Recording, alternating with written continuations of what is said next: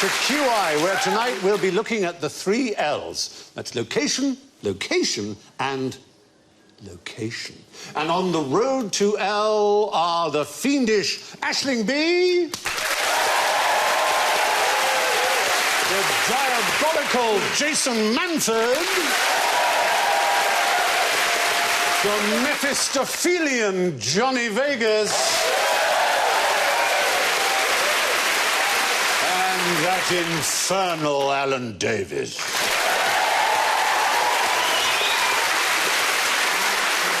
You all have satanic horns. Aisling goes. Oh. Jason goes. Classic. Johnny goes.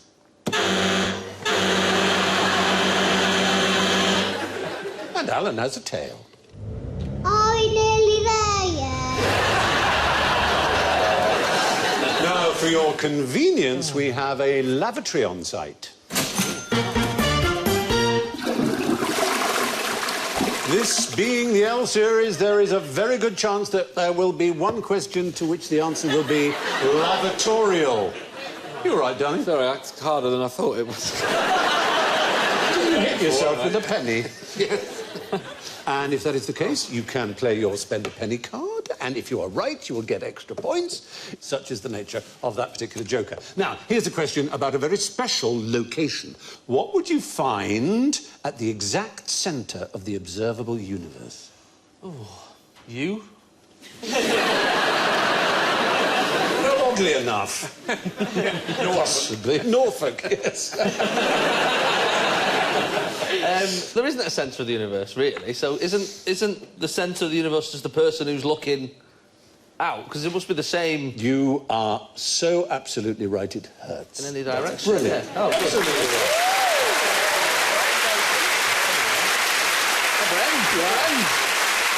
I know a thing, because our esteemed creator, John Lloyd, Yes. in his rather good Edinburgh Festival show, Yeah. told us that of all the billions of galaxies that there are only a certain number observable from Earth. Do you know what it is? Do you know what it is? Do you know? 4.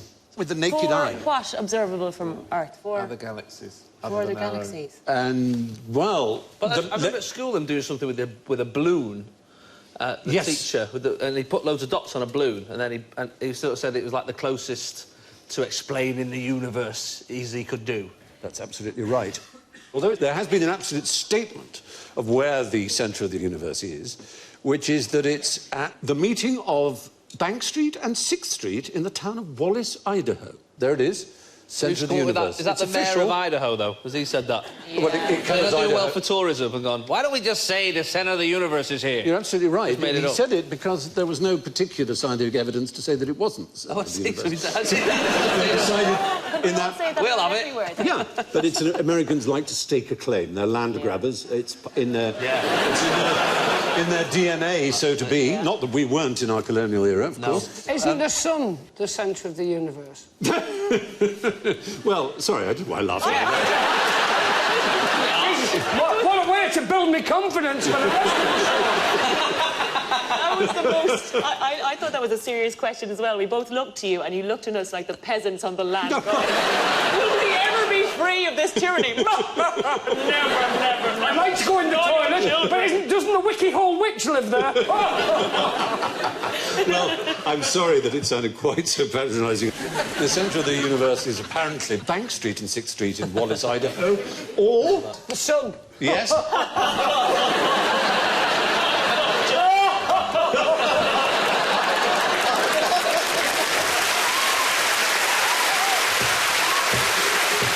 You beasts, you unutterable beasts.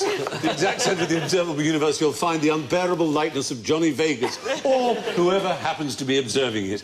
We all know what the Big Bang theory is, but what's the Big Splat theory?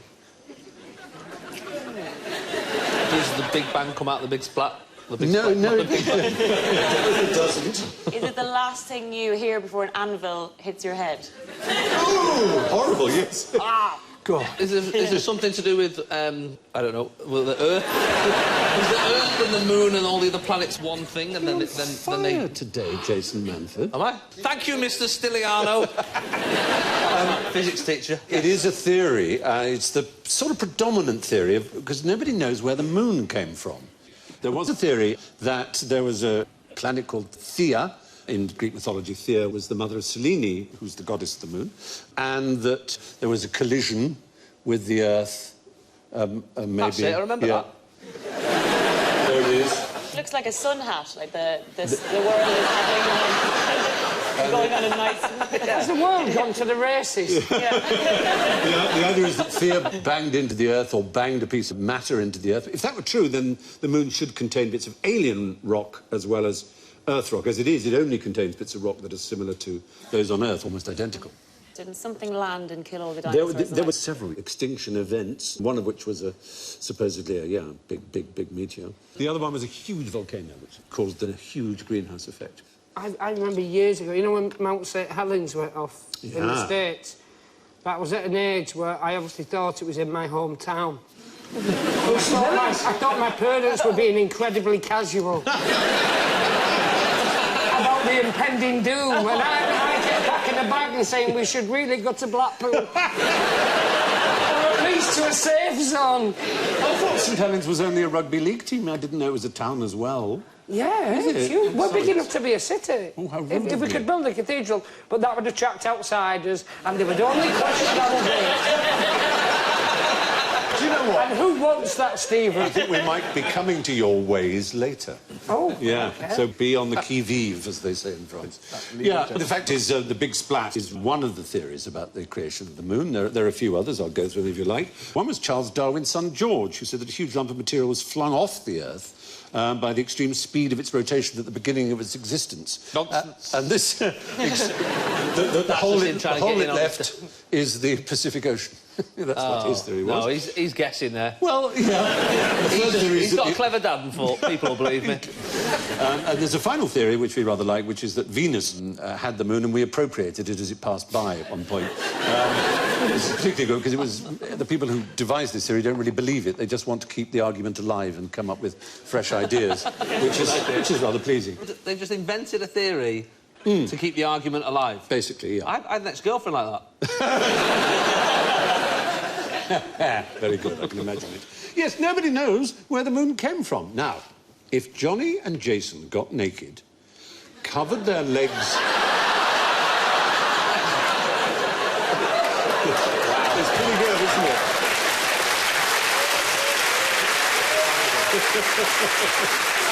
I know. I mean, I can't I can't wait after the show to open wedding gifts together. He's still the beating hearts of the nation. If they got naked, covered their legs in lard, and put their hands on each other's shoulders, what could we expect to happen next? I would guess Ofcom would get involved. Something com. Yeah. Yeah. I'd obviously be the female bit? in the relationship. I'm the one who needs The bottom. rescuing. Yeah. Why are their legs in lard? Are they going to slither about? Legs are important in this particular pursuit. You were talking about we don't want people to come to St Helens because they might not approve of our ways. It's a red wine that we are about to trample the grapes for that you can also fry with. I like it's the the idea. first kind of... Lancashire wine. Yeah, it's the first kind of sipping Frying lard. wine. Yeah, that's right. So you can have a glass and do your chips in it also. Available in every Yates's wine lodge. Yeah. There'd be a rush like at Christmas when Jamie Oliver said to use goose fat, except this time they'd be using comedians kind of dripping. They go, you know what, these potatoes taste a bit funny. Sure, try frying Johnny dripping. No, we're in North, and forgive me for my accent, I do my best. We're in North, and yeah, all right. It's a pursuit. It's a pursuit in the northwest. It's not shin kicking. Yes, it is shin kicking. Ah. You knew about shin kicking. I did. My uncle was one. Very good. There you are. And I don't know if he left. Did he bequeath you his pair of clogs? He was, you know what, by the time I knew him, he was blind and he spoke like pretty much nonsense in the corner. But he was a phenomenal shin kicker. He was a very tough man, and that was his pastime, was shin kicking. Is that a blade? Yes, it is. Take it in turns. Oh, yeah. To kick each other in the shin as hard as you can. And it's the first person to basically... Do you know what they cry if they give up? It's rather wonderful. You'd think it'd be, I give in, or, oh, stop it. Stop no. it. Go on with your bother. Yeah. No. Stop kicking his shin, you not that. It's not that. They shout, sufficient. That's the cry. Oddly enough, that's my climax call. Sufficient!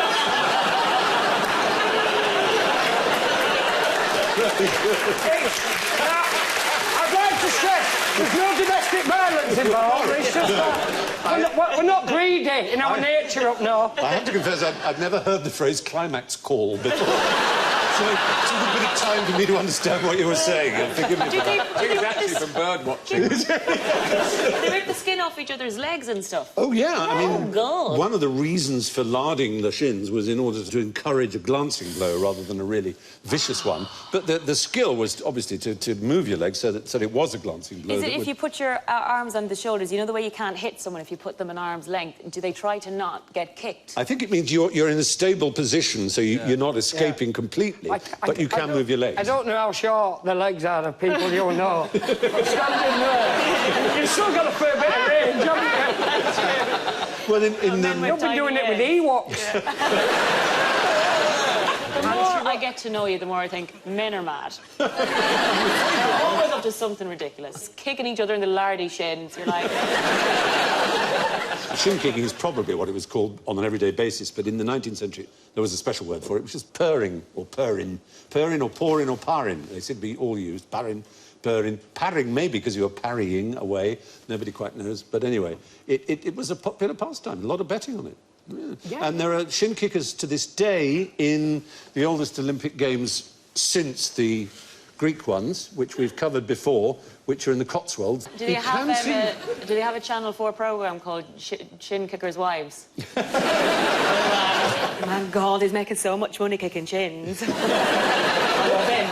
I don't like his personality, but it's just the one there. Is he called a stickler? He's a stickler. He's the umpire or referee. Stickler for detail. He's stickler for the rules, exactly. Oh, now, okay, you can probably just see that he's got straw coming out of the bottom of his trousers, and that's what they use. They pad their shins. They're not like tough northerners. No. They pad their shins, because this is in the Cotswolds. Get a bit of lard on that, you smith lad. Next thing you know, they'll be bringing in Crocs. They'll be going on for 9 days of shin kicking. That castle looks really old. I'm not sure it's a real castle. Oh, no, don't spoil it. You have to spoil everything. Get that wind up, and that's going over, isn't it? People are bouncing around going, are you sure this is a real castle? Yes, it used to be. My gran used to say sufficient when she'd eaten enough. Oh, ample sufficiency. Yeah. That's the phrase, isn't Say it? ample? Or ample, your or had granddad was sufficient? kicking her under the table. Yeah, maybe. And she didn't want to let on. She just put her knife up at the sufficient. Sitting there weeping once she'd gone home. Oh! We should have done it when we had the Olympics. You know, you're allowed to include a couple of games, like, you know, people going, put darts in, put, like, stuff we were good at, put snooker in. Like, we should have gone, put shin kicking in. Some poor Brazilian like, what? Take that, Germany. I just can't bear the thought of all the other countries beating us at it. We invented this. Yeah, exactly. Yeah. Oh, that's enough of Johnny Foreigner doing this. Keep this quiet. The Shin Kickers Association of Britain are known as SCAB, you'd be pleased to know. Are they? Perhaps appropriately. And Johnny's uncle was one, which is charming. Yeah, we never knew that. I'm really genuinely, impressive. genuinely. Shin kicking was a popular sport in Lancashire pubs for 150 years. Now, here's a pub in Lancashire. My question is, how did Spanking Roger woo the ladies? I know that pub. Do you know it? Yeah, I do. Where is it? It's in, like, I think it's in Kersal or Salford area. It's Manchester area, quite right. When I went to university, I know, I did, I lived in a place called Castle Irwell, which was a dog track before it became a student village. Yes. but every year, there was a race down the hill naked. And you would run around this thing, all the blokes would. I didn't, obviously, it'd be a bit weird. I didn't have I'm a I'm a grower, not a shower. And this pub was part... I think the guy, Spanking Roger, that's how he got his wife. I think there was something to do with his wife where he was naked and she had a little look. He was quite well and down. I thought, I'll have him. You're right. Well, this naked running was on Kersal Moor. Kersal Moor, which has now become Castle Irwell, which is now Student Village. That's exactly it. We've got a picture as it used to be, which is beautiful. Yeah, no, it was much more of a shithole when I was there. No, exactly. Now it's just vomit and empty Pringles tubes. But that guy, Spanking Roger, even though it sounds like he was a bit of an idiot, he ended up being a big guy in the army. Like, he fought... I think he defended Gibraltar or something like that. Absolutely right. He was the great hero of Gibraltar. This is brilliant. He's on fire.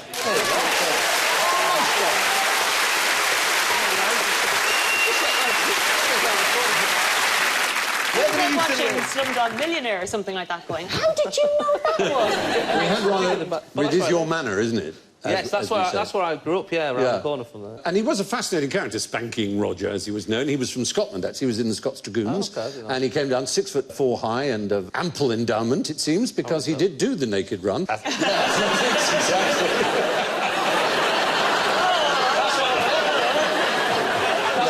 why he was called Spanking Roger.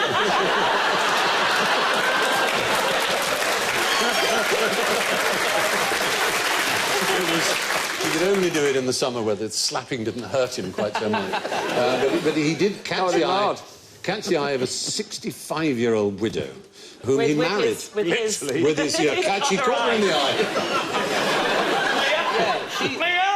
Her name was Minshall, Barbara Minshall. That's right, which is... the Minshall Courts in Manchester, and Minshall Street is where... That's where her family... She was a rich family. Yeah, and I think she died... She's back in the 1760s when they married. And the next day he was immediately betraying her and spending all her money. And he spent it on... Essentially, he would... on bare-knuckle fights. If anybody beat him, they were sort of free, but if he beat them, he dragooned them, as it were. Is that why he's called Spanking Roger? Well, yeah, I mean, he's called Spanking Roger because he fought. He was a brilliant bare-knuckle fighter, yeah, that's exactly the reason. He's got a hell of a camel foot for someone who's well endowed. A bit. Yeah. Someone... I think the artist was modest, that's all, yeah. Eating his shorts.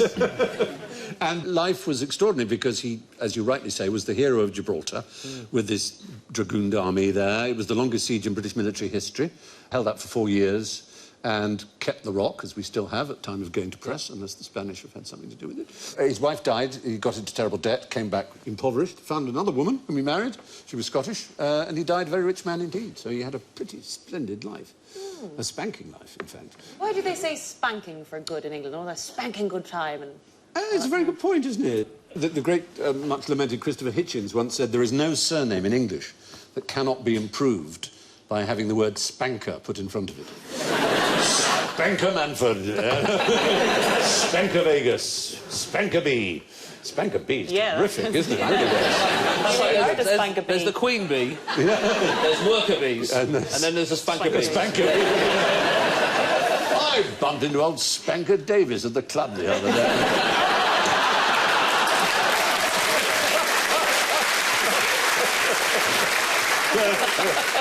Well, Spanking Roger didn't spank ladies, he spanked the French and the Spanish. Roger was a strapping 6'4" with a Scottish accent, but what's short, talks gibberish, and is much sought after in Merseyside. Johnny's uncle. Is it a diddy man? It's not the Diddy Man, though oddly enough, you could barely be closer. In Liverpool, there was this... there it is, in case you wanted to know what Merseyside looked like. Ferry, cross the Mersey. And what's the largest, best-known ethnic minority in Liverpool, would you say? Irish, I'd say. The Irish, of course. Irish. Liverpool Irish. Because famous. The Liverpool accent is very like the Dublin accent, and they're quite close to each other. So, like, you know, people talk like that from all of a sudden, and eventually they're from Liverpool, and so if you go backwards, you end up Ken Doherty, north, that's right. South. Yeah, exactly. So, Irish, you got Diddy Men, and you got Ireland. Are you saying talking gibberish are Irish people? No. You've got Diddy Men, who are little people created by Ken Dodd, and you've got the Irish. So it's not Diddy Men. Leprechauns. Leprechauns, thank you very much, Johnny Vaughan. Be sure. Not Johnny Vaughan.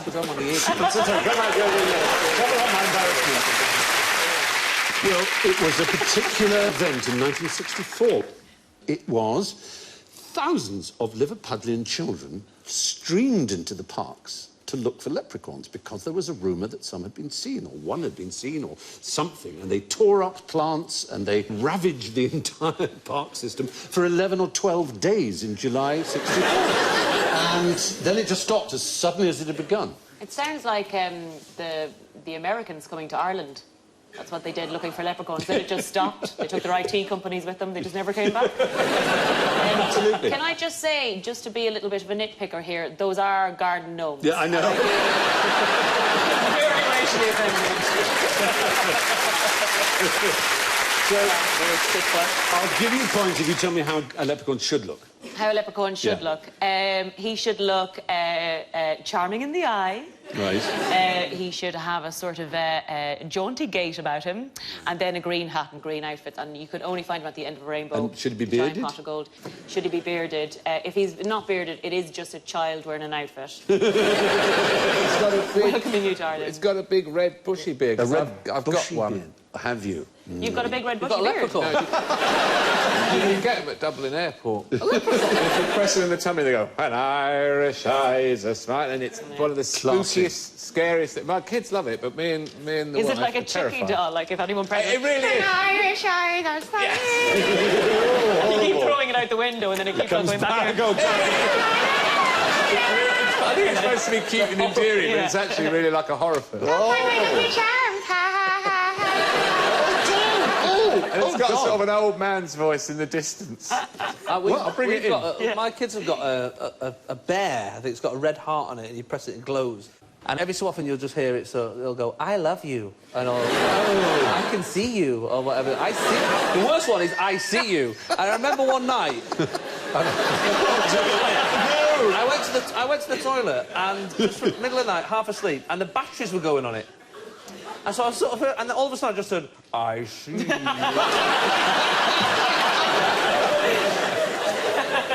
That's very disturbing. Terrifying, I wouldn't recover from that.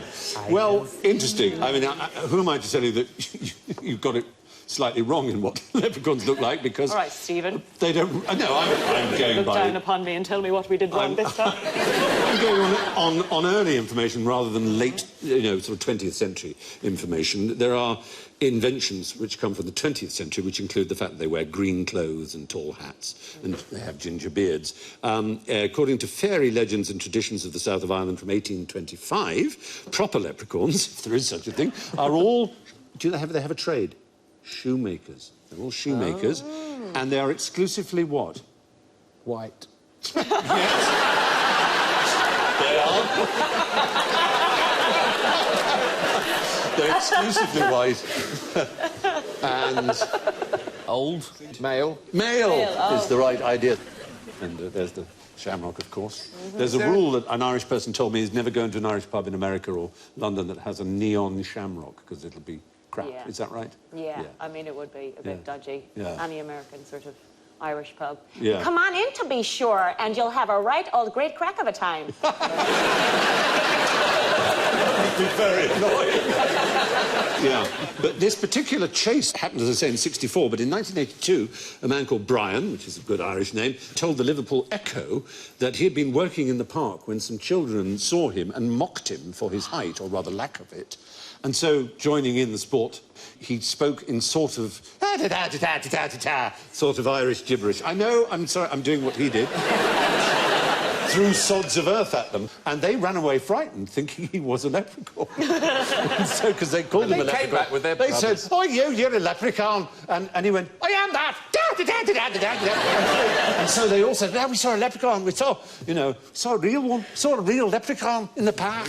And so all these kids, they all invaded it. Like a lost episode of Brookside.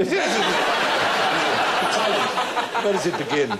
But these particular things happen from time to time, these mass delusions or whatever you might call them, and they're called a children's hunt when they involve children. So in 1964, as Beatlemania swept the world, Leprechaun Mania swept Liverpool, which London attraction cost 2 arms and 2 legs to enter.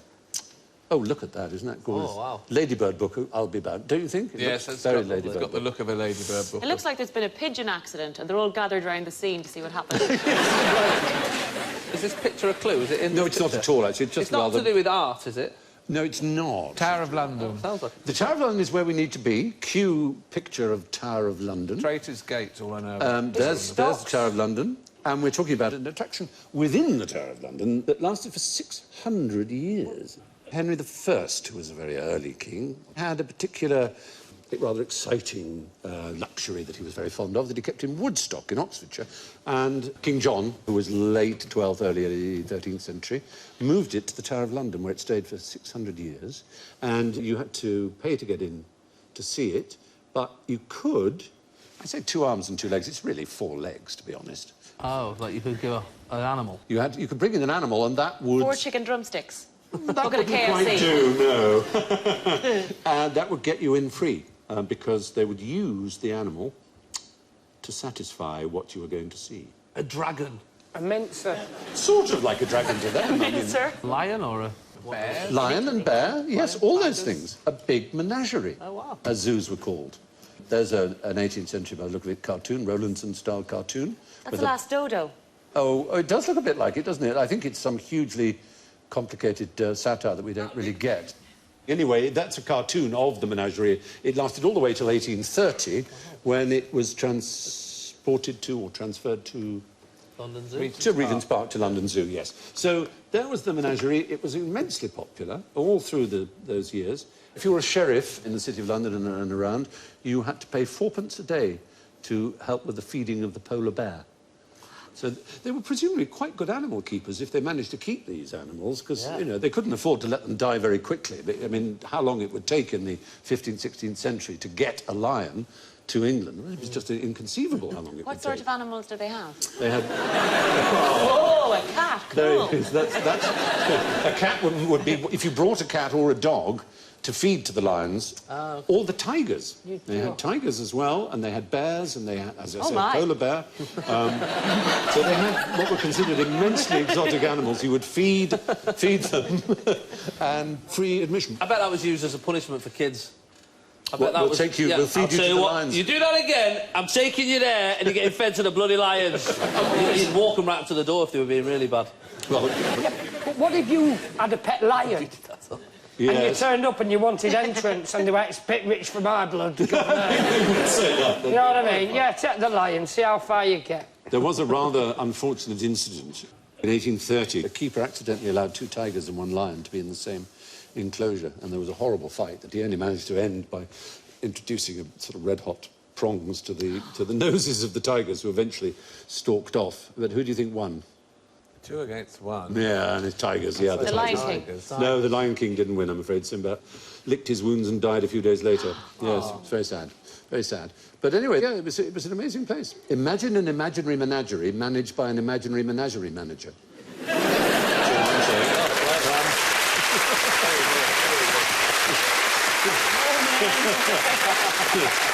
So there we are. Now, what would you do in 12th century London if you saw this man? It is a ghost. Oh, you're spending a penny, are you? Spend my penny, Jason's spending his penny. Must be. You're absolutely right. You go You're over absolutely right.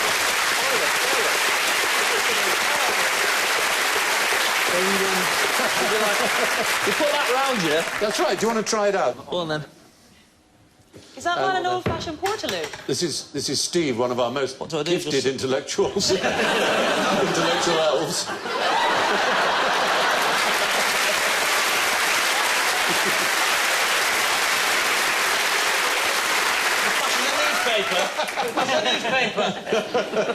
And I believe there's an extra farthing for a happy ending.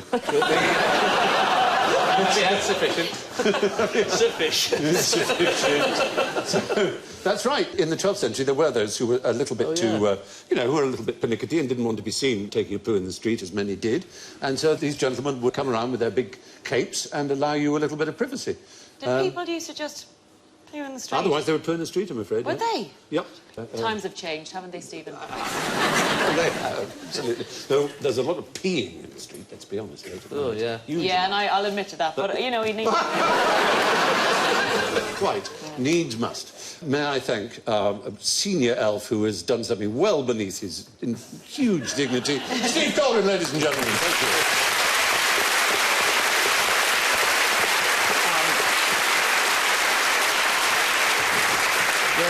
Marvellous service. We do know the name of one of these, Thomas Butcher, because in the records he was fined for overcharging. Oh, really? Yeah. Well, afterwards, like, he had a look in and went, I think you can give me a fiver, you do. Possibly. That wouldn't be overcharging. Oh, dear. Did they have anyone standing beside him selling, like, deodorant or lollipops? Probably. I would imagine there was a whole... Toilet roll, really. That's who you want behind you. Now, there's an animal that sort of also does that similar draping effect. Do you know what it might be? It's a bird with its feathers. I can't remember. Is it a night? It's a black heron. And why would it do that? Why would it... To protect its eggs. There it is. That's the one. There's it doing it. Black heron. Is it to trick its prey into thinking it's night-time, so it comes It's out? not to think it's night-time. It actually creates a shadow, and fish are very drawn to cooler water in certain climates. So the fish see this, what they think will be cooler water, because there may be a tree overhanging or something like that, and it just gobbles them up. So it's a lure. It's a wonderful, clever lure. It's amazing to watch, actually. We did a show for the BBC called Walk on the Wild Side, which you did a voice for, I remember doing the actually. voices for various animals, Yeah. And it's sort of... It does it in quite an odd motion, like it's quite fast. Because we did a thing and it just went nighttime, daytime, nighttime, daytime, nighttime. That's so sweet. Our little fun little sketch. On I do it with men in nightclubs. I go... It's you! It is me. Well, there you go. Horror. Medieval lavatory attendants provided personal privacy and a bucket. Now it's time to get our kit off and frolic in the sub-zero temperatures of general ignorance. So fingers on buzzers, if you would. What's black and white and doesn't live in the Arctic? Penguins. Oh, what a shame! Oh. Well, you know, the fact is they're not indigenous to the Arctic, the North Pole. And you're right, they don't naturally occur there, but man has taken them there as pets on boats because they're cute, and then they were left there and they sort of got on and made a living pretty happily amongst the fish there with... Despite being eaten by polar bears. Well, that was a surprise when they met the polar bears. Why are you so dressed up and where are you off to? Why have you seen all the penguins? Sorry. Despite what they say, there are some penguins in the Arctic. Which part of the world does the idea of eating frogs' legs come from? Go on, Jason. France. No! Very sweet of you. That's all right. Go on, nice. Is it England? Yes! Yes, my soul.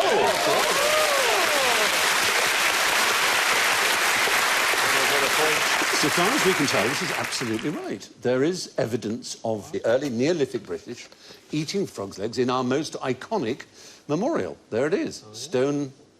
Look at it. Henge. Yeah, exactly. What could be Hengier or stonier? How many years ago? I'll give you 1,000 either way, when we discovered... 4,000. 4,000? It's about 9,000 years ago. That's to say it's between 7,000 and 6,000 BC. There is evidence not just of eating, well, there's toads, but also we've got a three-course meal evidence. Frogs with hazelnuts, followed by a fish course, followed by blackberries. That's not bad, is it? Sounds nice. That would see you through nicely. Very healthy. Very healthy. To the nearest 1,000 tons, how many tons of frogs' legs do the French get through a year? 500. 500,000 tons. 500,000 tons.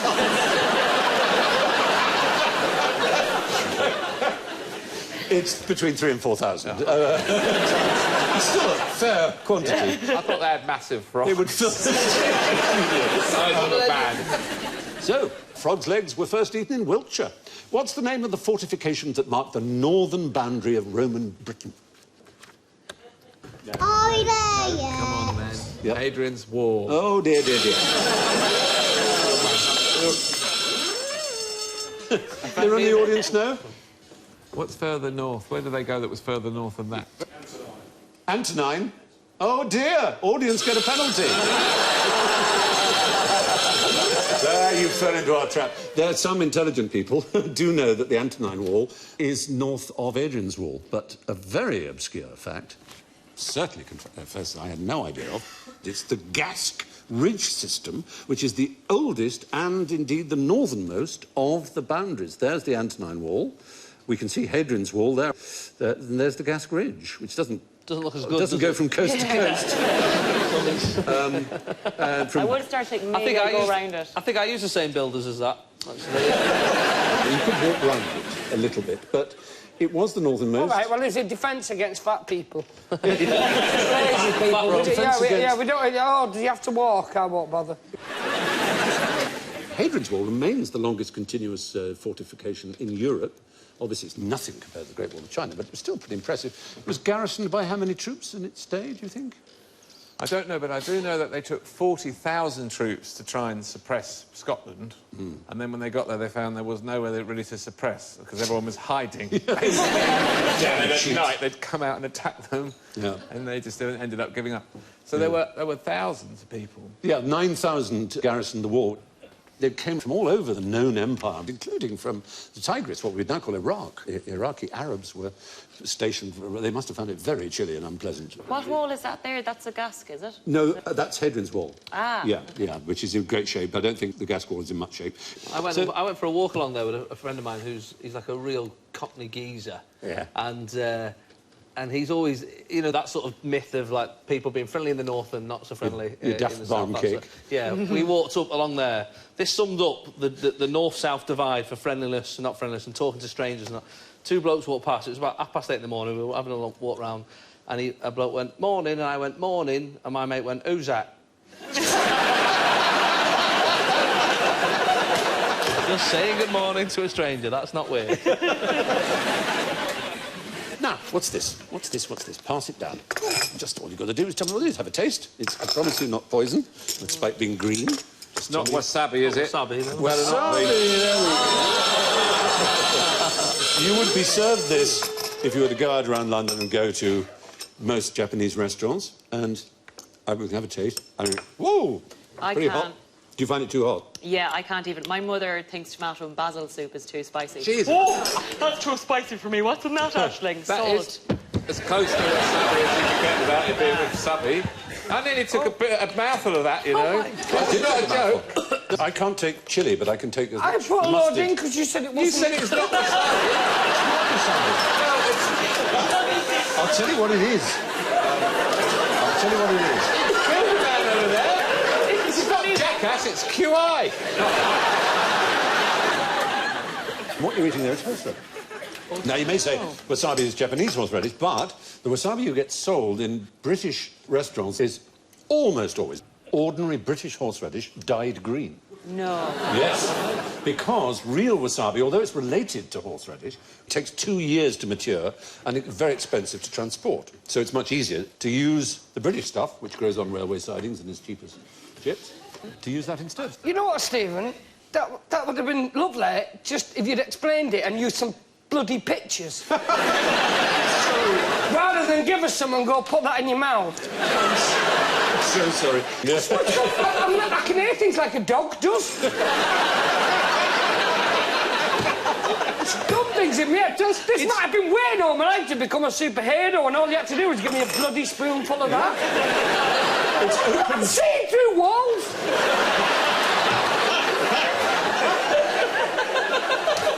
It's opened your eustachian tube and your sinuses. Yeah, cancel my card. I'm flying home.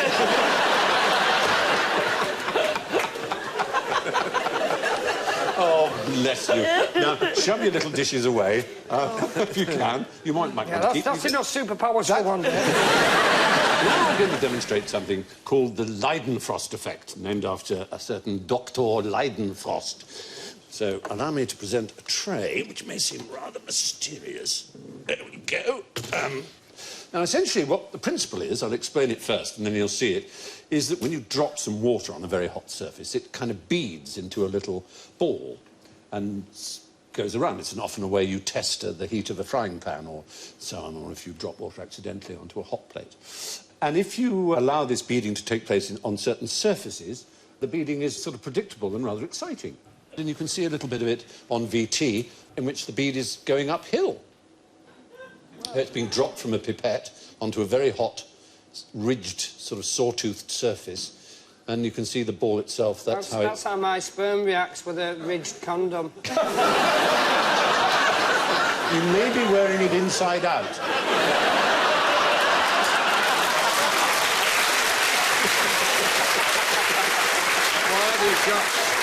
Why have you got your sperm in a pipette? Sufficient. He's spreading it. All right. So, I have pipettes here, and this is room temperature. I'm going to put it on here, and you can see, as I drop the water, that it's just nothing much happens. But the beads go off, and it's starting to boil and frizz, and as it gets hotter, you'll see the Leidenfrost effect of it. Listen to it. You'd swear the women were watching the Chippendales. But where it gets interesting is where these things have been left on the heat and so already incredibly hot. And this is a little concave thing, and we drop a bit in it. It goes round and round and round and round and round. Rather beautifully. And now we've got another one with the sawtooth that we saw the climbing up, but this is a circular sawtooth, and it should go round and round as well. Like Whee! Incredible speed. Look at that. I don't know why young people have to go and, you know, play Grand Theft Auto when they've all this sort of crack to look forward to. I know! It's fun. And for the grand finale, you can see here, next to the hot plate, is we've got ourselves a sort of maze. And let's see what happens here. There's a very predictable path, and they go all the way around. And if they've got enough energy, they'll go around twice. There you go, big fellow. That's like chasing me dad round a shopping precinct. Don't abandon me. That's it. I will make you proud. Dad, come back. Hours of harmless fun. Now, I asked the very nice scientist from the University of Bath who lent us this equipment what technical solutions this may offer the world. And he said, actually, most of the time, the Leidenfrost effect provides technical problems for plumbing and things like that, and it isn't always a desirable effect. So if you can think at home of some useful solution that can be used from the Leidenfrost effect, we'd be very grateful. But thank you, Kei Takashina from the University of Bath, for the loan of this splendid equipment. And that brings us to the sizzling scores. Well, my word, we have well, I'm not surprised he's won, he's been on fire. Despite one klaxon, clear lead from Jason Manford at +3. Oh,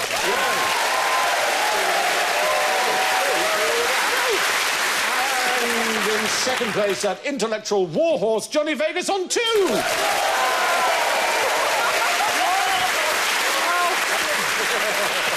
And a magnificent debut only brought down by penguins for Aisling B on -7. In a shock surprise, in nearly last place is the audience with -10. Whoa!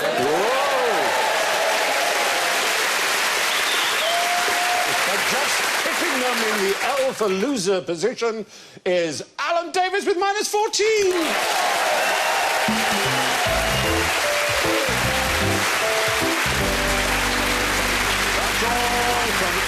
Johnny, Jason, Alan and me, and I leave you with the rather poignant last words from Stan Laurel, who, when asked how he felt, said, "I wish I was skiing."